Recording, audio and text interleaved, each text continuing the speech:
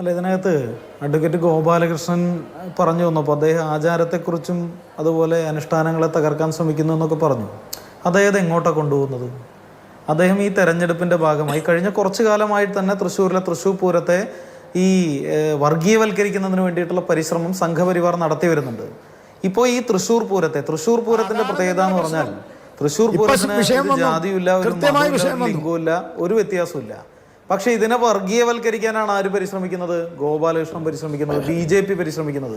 പിന്നെ ഇദ്ദേഹം പറഞ്ഞു മന്ത്രി കെ രാജൻ ഈ കാര്യം പരിഹരിക്കുന്നതിന് വേണ്ടി ഇന്നലെ അക്ഷീൺ ഇടപെട്ടിട്ടുണ്ട്. അവിടെ സുനിൽകുമാർ ഇടപെട്ടിട്ടുണ്ട്. ഇപ്പോൾ തിരുവമ്പാടി ദേവസ്വം ഭാരവാഹിയുടെ ഒപ്പം സുനിൽകുമാർ വെളുപ്പാങ്കാലത്തിരിക്കുന്ന ദൃശ്യങ്ങൾ ഉൾപ്പെടെ പുറത്തു വരികയുണ്ടായി. ഈ പറയുന്ന സുരേഷ് ഗോപി എപ്പോഴാണ് ഇന്നലെ ഇന്നുമായിട്ട് ഇപ്പോൾ ഞാൻ ഈ തൃശ്ശൂർ ജീവിക്കുന്ന ആളാണ്. ഉപചാരം ചൊല്ലിപ്പിരിയിൽ ഇന്നാണ് നടക്കുക എന്നൊക്കെ എനിക്കറിയാം. പറയുന്നതിൻ്റെ ഇടയിൽ എന്തെങ്കിലും തെറ്റ് പറ്റിയിട്ടുണ്ടെങ്കിൽ പൊറുക്കുക. പക്ഷേ ഈ സുരേഷ് ഗോപി ഈ 30 മണിക്കൂർ പൂരം നടന്നിട്ട് ഈ സുരേഷ് ഗോപി എപ്പോഴാണ് വന്നത്?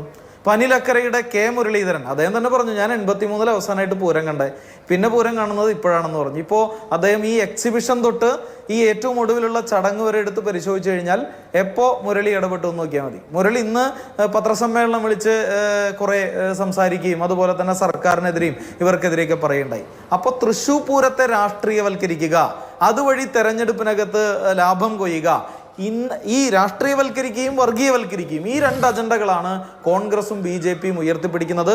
പൂരവുമായി ബന്ധപ്പെട്ട് ഉണ്ടായിട്ടുള്ള പോരായ്മ ഉണ്ടായിട്ടില്ല എന്നൊന്നും ഞങ്ങൾ പറയില്ല. പൂരവുമായി ബന്ധപ്പെട്ട് പോലീസിന്റെ ഭാഗത്തുനിന്ന് വീഴ്ച സംഭവിച്ചിട്ടുണ്ട്, അത് പരിശോധിക്കും എന്ന് മന്ത്രി ഉറപ്പ് കൊടുത്തിട്ടുണ്ട്. അതിന്റെ അടിസ്ഥാനത്തിലാണ് ഇന്നലെ വെടിക്കെട്ട് ഉൾപ്പെടുന്നത്. അല്ലാതെ ഗോപാലകൃഷ്ണൻ തീരുമാനിച്ചിട്ടാണോ ഇന്നലെ അവിടെ വെടിക്കെട്ട് കിടന്നത്? അല്ലെങ്കിൽ വേറെ ഏതെങ്കിലും ആളുകൾ തീരുമാനിച്ചിട്ടാണോ? അവിടെ കലക്ടറുമായി ഉൾപ്പെടെ മന്ത്രിയുമായി ഉൾപ്പെടെ നടന്ന ചർച്ചയുടെ അടിസ്ഥാനത്തിൽ ദേവസ്വം ഭാരവാഹികൾക്ക് ലഭിച്ച ഉറപ്പിന്റെ അടിസ്ഥാനത്തിലാണ് അവിടെ വെടിക്കെട്ട് നടന്നിട്ടുള്ളത്.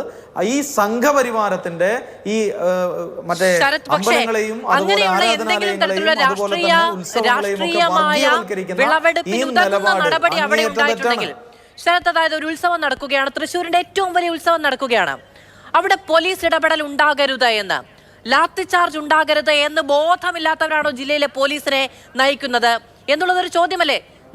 ബി ഗോപാലകൃഷ്ണൻ പറയുന്നു അവിടെ കുത്തവിളക്കെടുക്കാൻ പോയ ഈ പറയുന്ന ആൾ മർദ്ദിക്കപ്പെട്ടു, ലാത്തി ചാർജ് ഉണ്ടായി എന്ന് ഇന്നലെ ആളുകളും പറയുന്നുണ്ട്. പോലീസുകാരെ 3 ദിവസങ്ങളിലായി അവിടെ 3500ഓളം വരുന്ന പോലീസുകാർ 3 ദിവസങ്ങളായി ഈ തൃശ്ശൂർ പൂരം ഭംഗിയായി നടത്തുന്നതിന് വേണ്ടി പ്രയത്നിച്ചുകൊണ്ടിരിക്കുകയാണ്.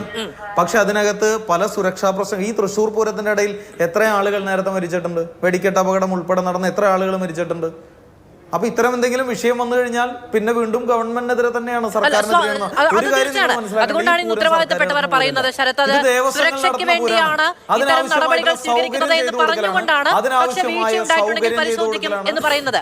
പക്ഷെ അവിടെ ഈ കൈവെക്കുന്ന വലിയൊരു സാഹചര്യം ഉണ്ടാകണമല്ലോ, അങ്ങനെ ഒന്നും ഉണ്ടാകാതെ പോലീസിന്റെ ഭാഗത്ത് നിന്ന് പ്രകോപനം ഉണ്ടായിട്ടുണ്ട് എന്ന് പലയിടങ്ങളിൽ നിന്ന്, ആ പ്രകോപനം ആർക്കു വേണ്ടി ഉണ്ടായി എന്ന ജാഗ്രത അടക്കം സർക്കാരിന് വേണ്ടതാണ്. അത് വിശദീകരിക്കാൻ ഇനി അന്വേഷിച്ച് കണ്ടെത്തി കമ്മീഷനെ വെച്ച് ആ കാലതാമസം കൊടുക്കുന്നത് ഈ പറയുന്ന കാര്യങ്ങൾ നാടുനീളെ പ്രചരിക്കാനുള്ള താമസമല്ലേ? അല്ല, ഞാൻ പറഞ്ഞല്ലോ, സിറ്റി പോലീസ് കമ്മീഷണറുമായി ബന്ധപ്പെട്ടുണ്ടായ പോരായ്മ സർക്കാർ പരിശോധിക്കും എന്ന് പറഞ്ഞു.